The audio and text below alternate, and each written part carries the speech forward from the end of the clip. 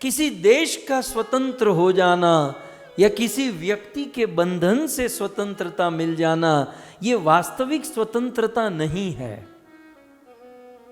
और यदि मान लिया जाए कि ये स्वतंत्रता है, तो ये बहुत छोटी स्वतंत्रता है, बहुत छोटी। तत्व से यदि हम देखें तो ये आत्मा बंधा हुआ है। देश को स्वतंत्रता मिल जाए या डिवोर्स से स्वतंत्रता मिल जाए, ये तो छोटी बहुत शरीर की और वो भी मान्यता की स्वतंत्रता है, परंतु तत्वतः आत्मा अनेकों प्रकार के बंधन से बंधा हुआ है। और भक्तों, इस दुनिया में आत्मा के लिए, यानी कि हम लोगों के लिए, हम सब के लिए सबसे बड़ा बंधन यदि कोई है तो वो है जन्म मृत्यु का बंधन। सबसे बड़ा बंधन है। इस संसार में आना भी बंधन है, इस संसार से जाना भी बंधन है। ये आवागमन का जो बंधन है सबसे बड़ा बंधन है। और इसी आवागमन के बंधन के बीच में अनेकों प्रकार के रोगों का बंधन, बुढ़ापे का बंधन, अनेकों प्रकार के। और भक्तों, हजारों हजारों लोगों को जन्म मृत्यु के बंधन से स्वतंत्र करने वाले एक महान संत, जिनकी आज पुण्य पावन तिरोभाव तिथि है, इस्कॉन जगत के सूर्य परम पूज्य भक्ति चारू स्वामी ने अपना प्राण त्यागा था, अपना देह छोड़ा था। और इसी दिन श्री भक्ति चारू स्वामी महाराज यहाँ से डिपार्ट हुए थे भगवत धाम जाने के लिए। शरीर से बाहर से चाहे कोई भी रीजन हो, बाहर से चाहे कोई भी कारण हो, परंतु अंदर से यदि देखें तो भक्ति चारू स्वामी की चेतना गौ माता में लगी हुई थी। वे भारत से अमेरिका सफर किए थे गौ वंश को बचाने के लिए, गौ सेवा के लिए। जिनकी स्मृति में, जिनके मन में निरंतर गौ माता का चिंतन, उनकी रक्षा, उनका प्रेम चल रहा था, निश्चित वे गौलोक धाम को प्राप्त हुए हैं, इसमें कोई संदेह नहीं है। एक और देश स्वातंत्र दिन मना रहा है, तो दूसरी ओर हम जैसे हजारों जीवों को वास्तव में स्वतंत्र करने वाले, इस आत्मा के ऊपर लगे हुए अनंत अनंत बंधनों से स्वतंत्र करने वाले, जन्म मृत्यु के बंधन से या नारकीय नरक आदि के बंधन से स्वतंत्र करने वाले श्री भक्ति चारू स्वामी का आज तिरोभाव तिथि है। भक्ति चारू, चारू का अर्थ ही होता है सुंदर, मीठा। सो गुरुदेव श्रील प्रभुपाद के द्वारा दिए हुए नाम को अपने जीवन में जिन्होंने सार्थक किया, जिनका जीवन परम मधुर रहा, जिन मधुरता इस साधु के जीवन में कूट कूट के भरी हुई थी, इनकी वाणी में मधुरता, इनके गाने में मधुरता, इनके स्वर, इनकी राग रागिणी, इनका चलना मधुर, इनका दूसरों के साथ जो रिलेशन, सब कुछ मधुर। और क्यों नहीं, क्योंकि मधुराधिपति भगवान श्री कृष्ण मधुर के ही तो भक्त है। ऐसे भक्ति चारू स्वामी का आज तिरोभाव दिन है, तो आज के दिन हम स्वामी महाराज को याद करें, हम सब याद करें, क्योंकि ऐसे साधुओं की कृपा से ही भगवान मिलते हैं, याद रखिएगा। सीधे सीधे भगवान नहीं मिलते, ऐसे संतों की कृपा से ही ईश्वर की प्राप्ति होती है। तो अब श्री भक्ति चारू स्वामी महाराज वर्तमान में या तो गौलोक धाम भगवान के साथ हो गए, या फिर किसी अन्य ग्रह में शिल प्रभुपाद के आश्रय में रहकर अपना प्रचार प्रसार, अपना प्रीचिंग प्रारंभ कर दिए होंगे। लेकिन ऐसे पावन पवित्र संत के चरणों में आइए हम प्रार्थना करें और ऐसे संतों की महिमा को हम समझें। श्री नरोत्तम दास ठाकुर ने बहुत सुंदर अपने भजन में ऐसे वैष्णव, ऐसे संत के चरणों की महिमा बताई है। ऐसे पावन पवित्र संत कैसे होते हैं, इनकी क्या महिमा होती है, नरोत्तम दास ठाकुर कहते हैं। आप नीचे स्क्रीन में देख सकते हैं। ठाकुर वैष्णव पद अवनीर सुसंपद, ठाकुर वैष्णव पद अवनीर सुसंपद, शुन भाई हैया एक मन, शुन भाई हैया एक मन।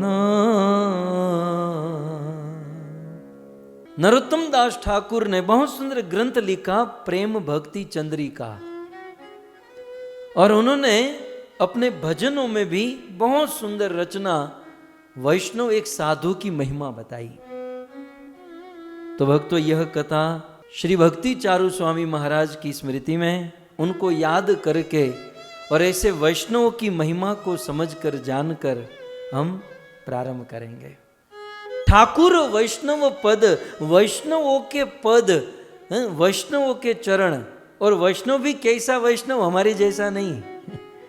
हम तो क्या है ना, आया राम गया राम, कभी मूड हुआ तो आ गए, कभी मूड हुआ तो दिखे ही नहीं।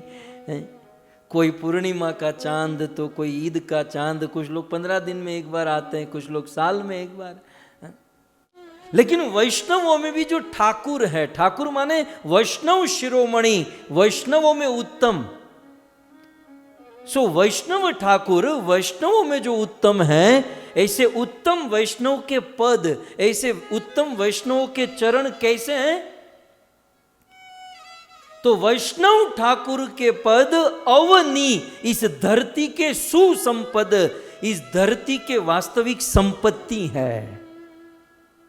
ये हीरे मोती जैवरात और सोना वास्तविक संपत्ति नहीं, इस धरती की, इस पृथ्वी की वास्तविक संपत्ति भक्ति चारू स्वामी जैसे संत हैं, हरि के, राम के, कृष्ण के शुद्ध भक्त ही इस धरती के वास्तविक आभूषण है।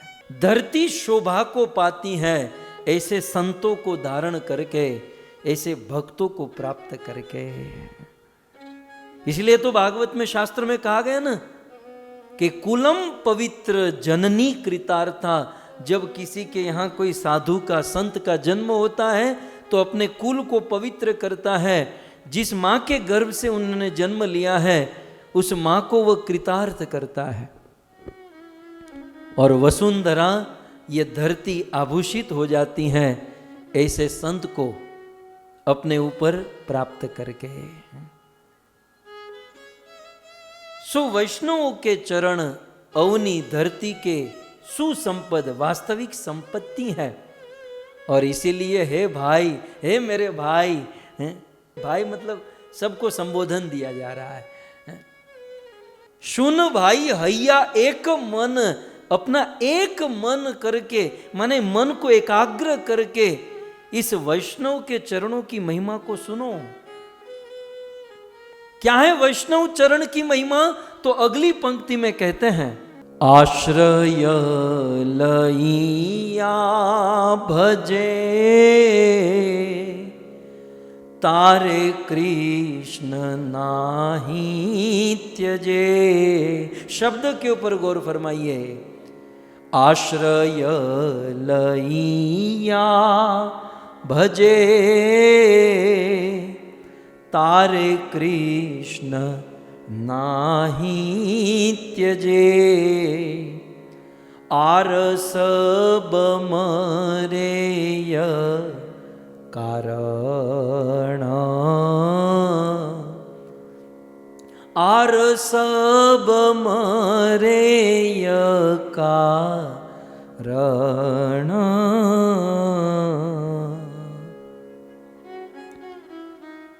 कहते हैं ऐसे संत, ऐसे साधु, ऐसे वैष्णवों का आश्रय लेकर जो भजन करता है, ध्यान रखिएगा, ये भक्ति जो है, ये भजन जो है, किसी साधु का, किसी वैष्णव का आश्रय लेकर करना चाहिए। ऐसे संत, ऐसे साधु का आश्रय लेकर जो भजन करते हैं, तारे कृष्ण ना ही त्यजे, उसे भगवान कृष्ण कभी त्याग ही नहीं सकते।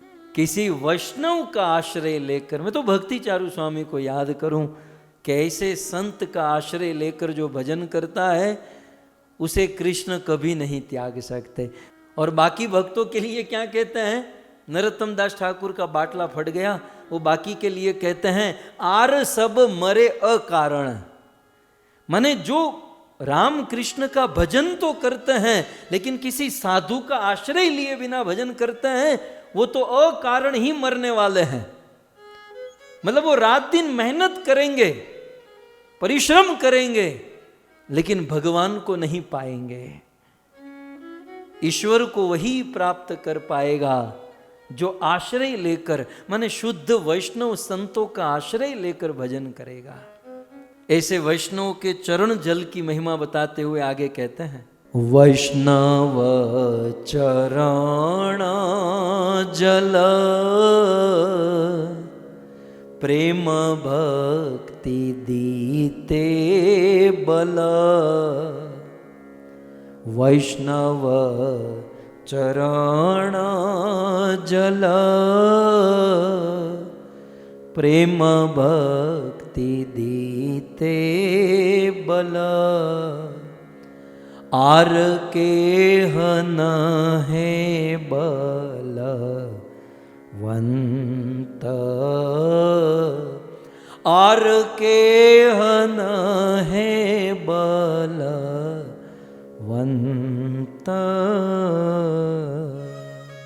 ऐसे शुद्ध वैष्णव के चरणों का जल प्रेम भक्ति दीते बल, प्रेम भक्ति देने में बल प्रदान करता है। ऐसे शुद्ध वैष्णव के चरणों का जल प्रेम भक्ति प्रदान करता है। और आर केह नहे बलवंत, और कोई बल नहीं दे सकता। अर्थात प्रेमा भक्ति चाहिए तो किसी साधु, किसी वैष्णव के आश्रय में रहकर भक्ति करनी चाहिए। आगे कहते हैं, वैष्णव चरण रेणु मस्तक भूषण बिनु, आरे नाही भूषणेर अंत। ऐसे शुद्ध वैष्णव के चरणों की रज ही हमारे मस्तक का आभूषण है, और ऐसे शुद्ध वैष्णव के रज के अलावा हमारे मस्तक की कोई शोभा नहीं है। यदि हमें शोभा बढ़ानी है तो ऐसे शुद्ध वैष्णव, ऐसे शुद्ध भक्त की चरण की रज को अपने मस्तक पर धारण करें। और एक बहुत सुंदर बात कही, तीर्थ जल पवित्र गुणे, लिखी याचे यह पुराणे, से सब भक्तिर प्रपंच। कहते हैं तीर्थ जल पवित्र गुणे, तीर्थों के जल में बहुत गुण होते हैं, तीर्थों के जल बहुत पवित्र होते हैं। लिखी याचे पुराणे, ऐसा पुराणों में लिखा है, पुराणों में लिखा है कि तीर्थों के जल सबसे अधिक पवित्र होते हैं और उसमें बहुत गुण होता है। लेकिन सच कहे, तीर्थों के जल से भी अधिक पवित्रता वैष्णव के चरणों के जल में होती है।